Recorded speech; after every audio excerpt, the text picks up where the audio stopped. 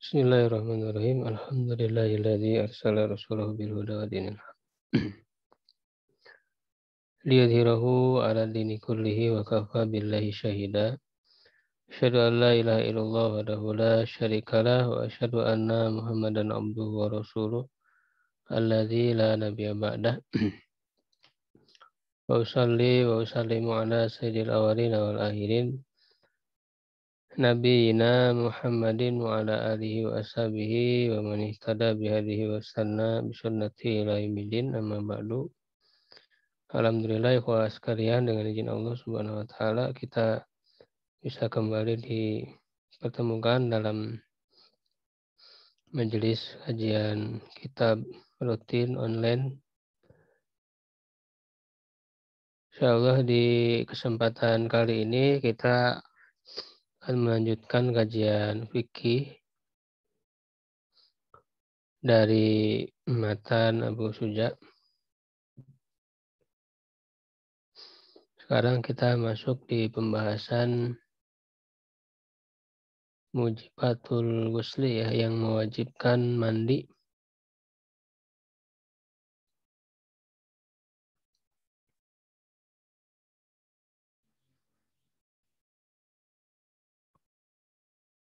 Faslun, suatu fasal fi mujibatil ghusli ya, tentang yang mewajibkan mandi. Walladzi yujibul ghusla sittatu asya. Ya, dan yang mewajibkan mandi itu ada ada 6 perkara ya. Salah satu asya tashtariku fiha rijal wan nisa. 3 perkara itu bergabung ya atau sama dalam hukumnya. Di dalamnya laki-laki dan perempuan. Wahia iltiqaul khitanaini. Dia adalah bertemunya 2 hitan, 2 yang dihitan ya. Maksud ini kinayah dari jima ya, berhubungan suami istri. Wa inzalul mani, dan keluarnya air mani. Wal mautu, dan kematian. Wasalah satu tahtasu bihan nisa'u, dan 3 perkara yang khusus ya dengannya perempuan, ya khusus bagi perempuan. Wahia al-haidu, yaitu haid, wan nifas wal wilada, dan melahirkan. Jadi inilah 6 perkara yang mewajibkan untuk mandi ya, mandi besar. Artinya ini termasuk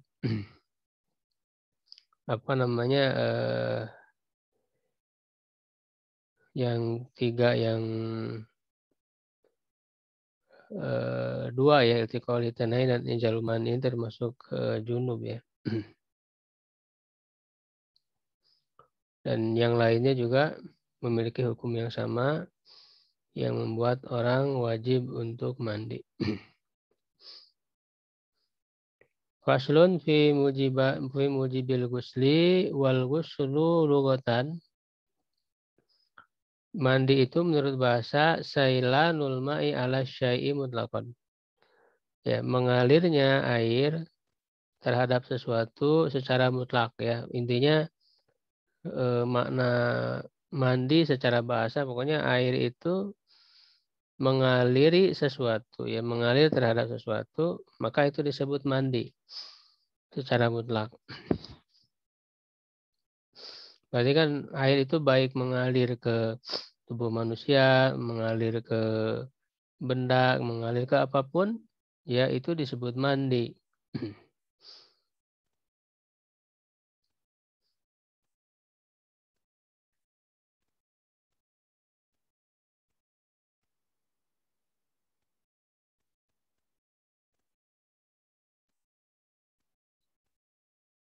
Wasyar'an, dan menurut syariat, sailanuhu ala jami'il badan biniyatin mahsusatin. Mengalirnya air ke seluruh badan dengan niat yang khusus. Nah, ini makna secara syariat.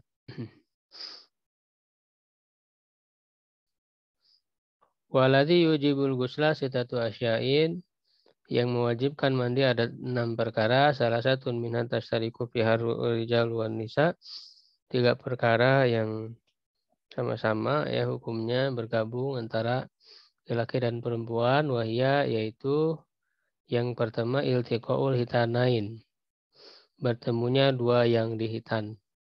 Maksudnya bertemunya dua kemaluan ya, kinayah dari jima atau berhubungan suami istri. Wa yu'ambaru an hadzal iltiqai.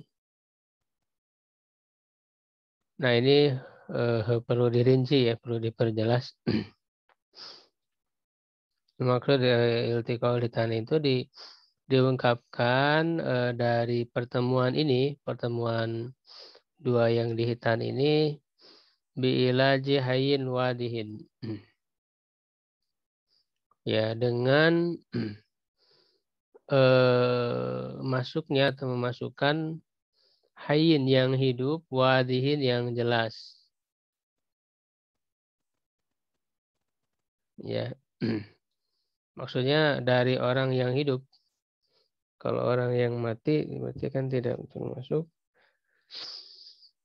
Wadih yang jelas, artinya yang jelas jenis kelaminnya. Ghayyaba yang menghilangkan, maksudnya yang apa namanya masuk itu hilang. Hasyafataz zakari minhu, ya yaitu hasyafa itu maaf ya helmnya gitu ya, helm dari kemaluan itu. Minhu darinya au qadroha atau yang seukuran dengannya. Atau min maktu'iha fi farjin. Ya, dari yang terpotong. Kalau misalnya si helm kemaluan itu terpotong gitu ya. Ya. Apa namanya, ada ukuran masuknya itu juga seukuran itu ya, fi farji di dalam farji ya, farji perempuan. Wa yasirul adami mulaju mulaju fihi, dan seorang anak Adam maksudnya manusia ya yang al adamiul mulaju fihi junuban bi ilaji madzukira. Dan mulaju itu berarti yang dimasukkan ya ke dalamnya dalam keadaan junub dengan memasukkan apa yang disebutkan.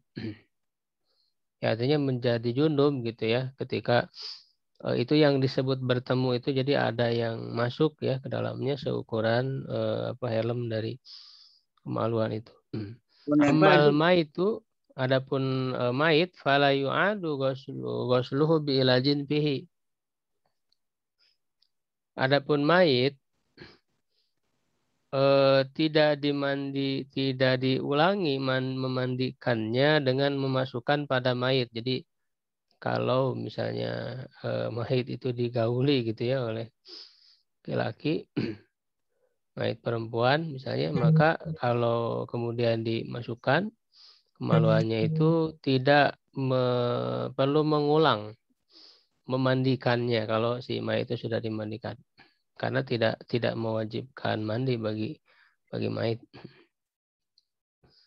Wa ammal hunsal muskilu, dan adapun hunsa ya yang berkelamin ganda yang muskil, yang tidak bisa dibedakan kelamin yang dominannya yang mana. Begitu. Jadi dia belum dihukumi apakah laki-laki atau perempuan karena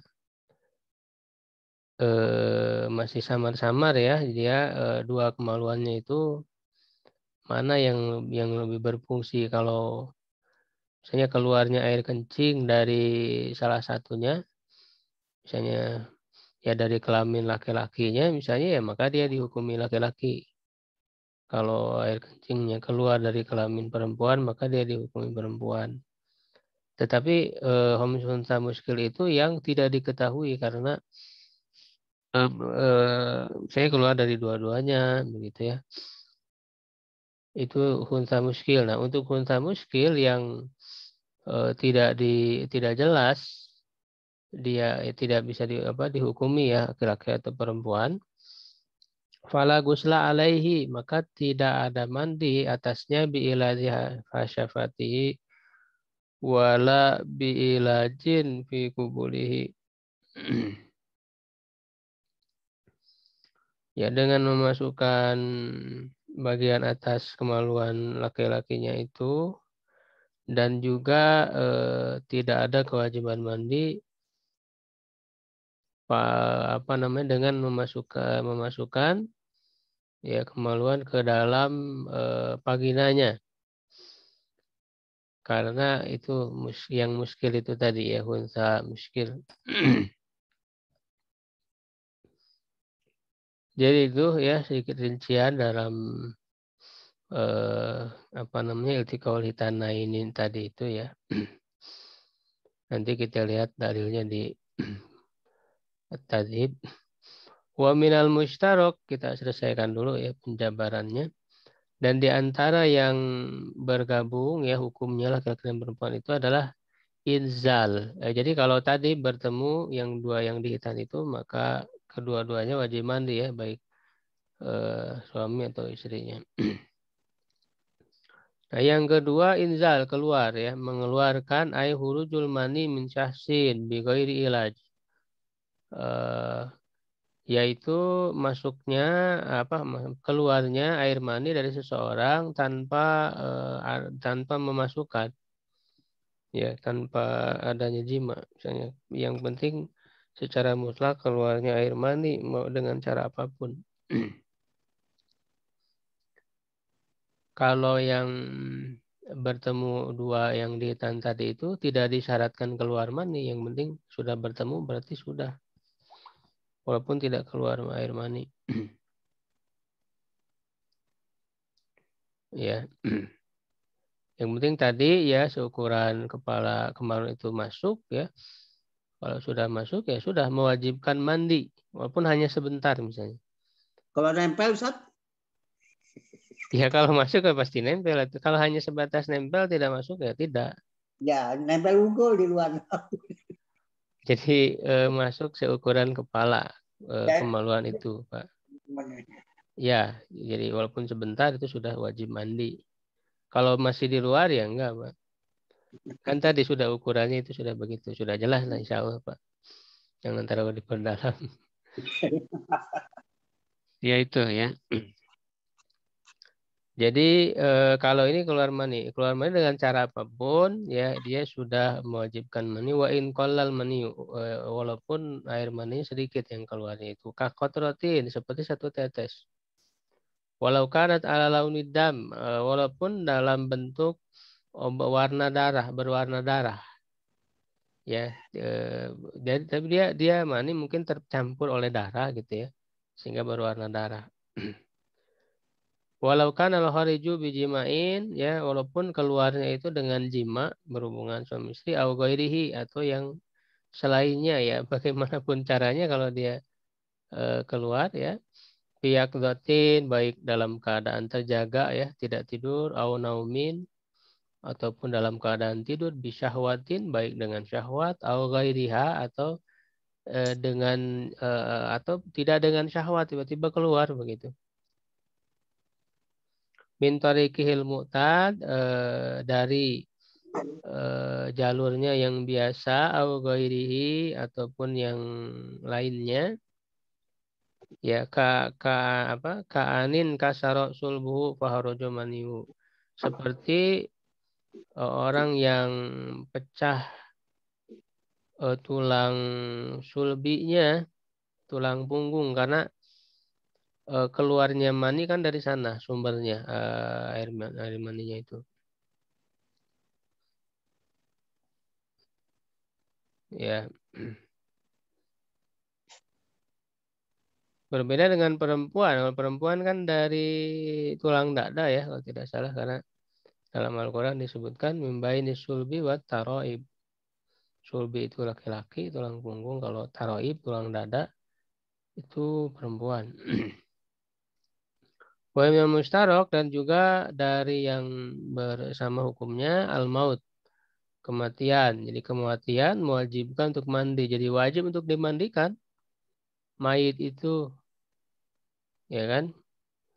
Kalau tidak dimandikan berdosa. Orang yang hidup itu berkewajiban untuk memandikan mayit karena dia fardu kifayah bagi orang yang hidupnya itu. Kalau sudah ada yang memandikan ya dosa yang lain gugur. Kalau nggak ada sama sekali yang memandikan, semua orang berdosa. Ila fi syahid, kecuali pada orang yang syahid. Nah ini tidak dimandikan kalau orang yang syahid itu mati di medan perang ya, berjihad di jalan Allah. Wasalah satu tata subihan nisa, dan 3 perkara yang khusus perempuan ya, ia adalah haid. Haid itu apa? Damul khariju min imro'atin balagot tis'asinin. Yaitu darah yang keluar dari seorang perempuan yang sampai usia 9 tahun. Ya, atau ya ini secara golibnya, biasanya usia 9 tahun. Walaupun ini tidak jadi patokan, bisa saja lebih cepat. Sudah, yang penting sudah keluar darah haid. Ya, wan nifas, sedangkan nifas itu huwa ada mulkhariju akibal wilada. Darah yang keluar setelah melahirkan. Fainahu mujibul lil gusli qat'an. Sungguhnya dia juga mewajibkan untuk mandi secara qat'i. Tidak ada perbedaan pendapat ya, semuanya para ulama sepakat ijma ya. Wal wiladatul masbuba bil balali, dan melahirkan itu sendiri. Melahirkan itu sendiri yang disertai, baik itu yang disertai dengan basah ya, keluarnya itu basah. Maksudnya kemaluannya ada basah cairan ya ketika melahirkan anak itu.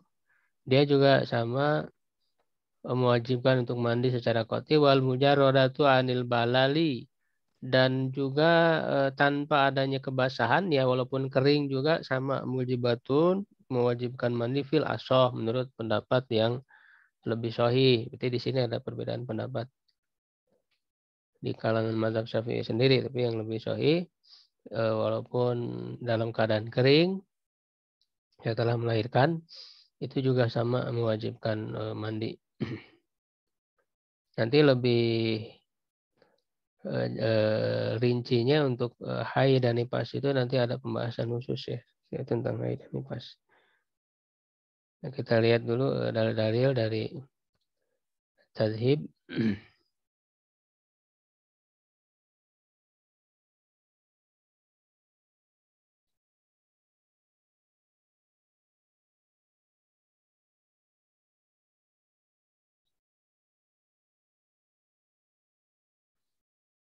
Ya, faslun waladhi jibusa sitatu asya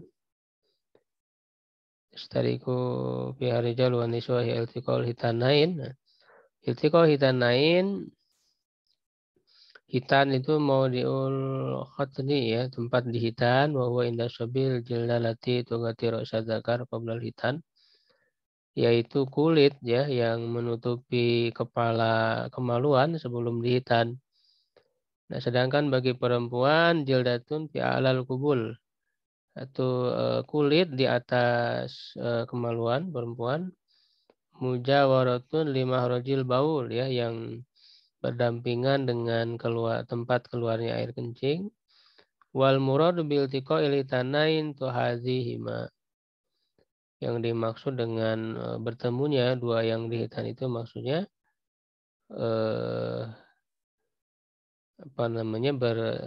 menyatu ya antara keduanya. Wa yakunu dzalika bidukhuli hasafati fil farji, yaitu masuknya kepala ya kemaluan laki-laki itu ke dalam farji, dan dia adalah kinayah dari jima. Tadi sudah kita bahas. Nah, apa dalilnya ini mewajibkan mandi? Itu diriwayatkan oleh Bukhari Muslim dari Abu Hurairah. Kata Rasulullah SAW, "Idza jalasa baina syu'abihal arba'a," apabila telah duduk di antara cabangnya yang 4, cabang perempuan yang 4. Ini juga kinayah, bahasa halus ya, tidak vulgar. Tsumma jahadaha, kemudian bersungguh-sungguh ya, maksudnya melakukan jima ya. Faqad wajaba alaihil ghusl, maka sungguh wajib atasnya mandi. Begitu. Nah, di sini tidak disebutkan, bahkan dalam riwayat Muslim disebut wa in lam yunzil, meskipun tidak mengeluarkan. Ya, yang penting tadi sudah bertemu, walaupun tidak sampai keluar itu sudah wajib mandi. Ya, ini ada keterangannya sudah jelas insyaallah. Lalu yang keluarnya air mani, ini bukan hanya laki-laki ya. Di sini misalnya ada pertanyaan dari ini hadisnya dari Bukhari dan Muslim dari Ummu Salamah. Ada Ummu Sulaim. Ummu Sulaim itu ibunya Anas bin Malik ya. Datang kepada Rasulullah SAW berkata, wahai Rasulullah, sungguhnya Allah tidak malu dari kebenaran. Ya, fahala alal mar'ati min guslin idza hiya talamat, apakah bagi seorang perempuan wajib mandi apabila dia bermimpi? Ya.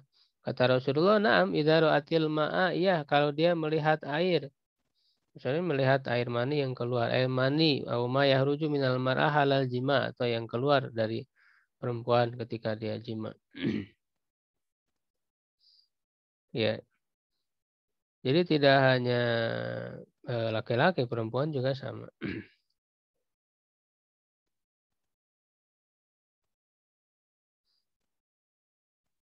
Ini juga sama hadis yang berikutnya riwayat Abu Daud ya. Karena an-nisa syaqaiqur rijal ya. Perempuan itu saudara kandungnya laki-laki, artinya sama ya. Dalam hal penciptaan, tabiat, seakan-akan gitu ya, mereka itu saudara kandung. Jadi itu. Atau dalam hadis lain disebut al-ma'u minal ma'i. Ya, al-ma'u minal ma'i. Maksudnya wajibnya mandi dengan air karena min itu karena adanya air, melihat air, artinya karena keluar air mani. Ya, kemudian haid ya, tentang haid juga dalilnya jelas. Bukhari Muslim anu Atiyah Ansariyah radhiyallahu anha dakhala alaina Rasulullah sallam hina tuwiyat ibnatuhu. Oh, kalau ini kematian ya. Igsil naha salasan. Mandikanlah dia 3 kali. Maksudnya dengan 3 kali ini ya. Ini kematian kalau mewajibkan mandi. Juga dalam hadis lain ya, ada yang mati jatuh dari untanya, kata Rasulullah, igsiluhu bima'in wasidrin ya. Kemudian tentang haid dalam Al-Quran, fa'tizilun nisa'a fil mahid ya wala taqrabuna hatta yathurna. Jangan mendekati mereka sampai mereka suci ya, bersih. Juga dalam hadis, fa'idha akbaratil haidah fada'is sholah. Wa idza adbarta fagtasili, maka mandilah wasalli kalau sudah selesai dari haidnya itu.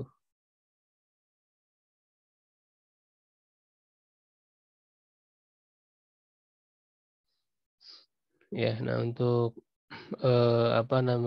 nifas juga sama hukumnya dengan haid, karena dalam hadis kadang haid disebut dengan nifas. Ya, sehingga hukumnya sama, dan karena memang nifas itu adalah darah haid sendiri yang terkumpul sebetulnya. Begitu ya. Demikian ibu sekalian untuk pembahasan pada pagi hari ini, mudah-mudahan bermanfaat, menambah ilmu kita ya. Tentang apa ya saja yang mewajibkan seseorang untuk mandi ya. Kita simpulkan ada 6 ya, 3 yang untuk laki-laki dan perempuan, yaitu bertemu 2 yang dihitan, keluarnya air mani, dan kematian, kecuali yang syahid.